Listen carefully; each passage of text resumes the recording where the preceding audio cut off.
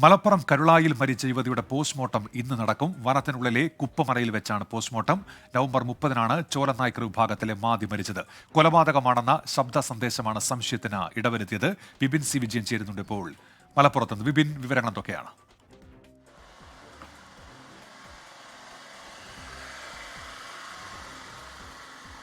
ഉന്മേഷ്, വളരെ അപൂർവമായിട്ടായിരിക്കും ഈ രീതിയിലുള്ള പോസ്റ്റ്മോർട്ടം നടപടികൾ നടക്കുന്നത്. ഇത് തീർച്ചയായും വനത്തിന് ഉള്ളിലായിട്ടാണ് ഈ പോസ്റ്റ്മോർട്ടം നടപടികൾ ഇപ്പോൾ നടക്കുന്നത്. നിലമ്പൂർ തഹസിൽദാരും 2 ഫോറൻസിക് സർജന്മാരും പോലീസിന്റെയും വനം വകുപ്പിന്റെയും ഉദ്യോഗസ്ഥരാണ് ഇപ്പോൾ അങ്ങോട്ടേക്ക് യാത്ര തിരിച്ചിരിക്കുന്നത്. ഒരു പകുതി ദൂരം മാത്രമേ വാഹനം പോവുകയുള്ളൂ. പിന്നീട് ചെങ്കുത്തായ വനമാണ്. അപ്പോൾ ഇത് നടന്നു തന്നെ കയറണം. അങ്ങനെ ഏകദേശം ഒരു 18 കിലോമീറ്ററിന് മുകളിൽ ഇങ്ങനെ നടന്നു വേണം ഇവർ താമസിക്കുന്ന സ്ഥലത്തെത്താൻ വേണ്ടി.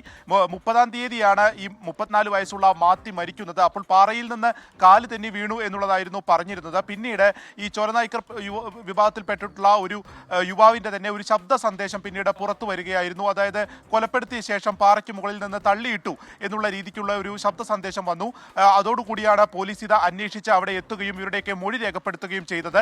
അപ്പോൾ ഇത് വ്യാജ സന്ദേശം എന്നുള്ളതാണ് നിലവിൽ പോലീസിന്റെ ഒരു നിഗമനമുള്ളത്. പക്ഷേ അസ്വാഭാവിക മരണത്തിന് കേസ് എടുത്തിട്ടുണ്ട്. അപ്പോൾ ഇവർ ഇതിനു മുൻപ് തന്നെ ഈ മരണം സംഭവിച്ച ശേഷം തന്നെ അപ്പോൾ തന്നെ സംസ്കാരം നടത്തിയിരുന്നു. അതിനുശേഷമാണ് ഈ മരിച്ച വിവരമൊക്കെ പുറം ലോകം അറിയുകയും ചെയ്തത്. അപ്പോൾ പിന്നീട് പോസ്റ്റ്മോർട്ടം നടപടികളിലേക്ക് കടക്കുന്നതിന് വേണ്ടി ഇപ്പോൾ പെരിന്തൽമണ്ണ സബ് കളക്ടർ അതിന് അനുവാദം കൊടുക്കുകയും ഇന്ന് അതിന്റെ നടപടികൾ നടക്കുകയുമാണ്. അപ്പോൾ മാവോയിസ്റ്റ് ഭീഷണി കൂടിയുള്ള സ്ഥലമാണ്.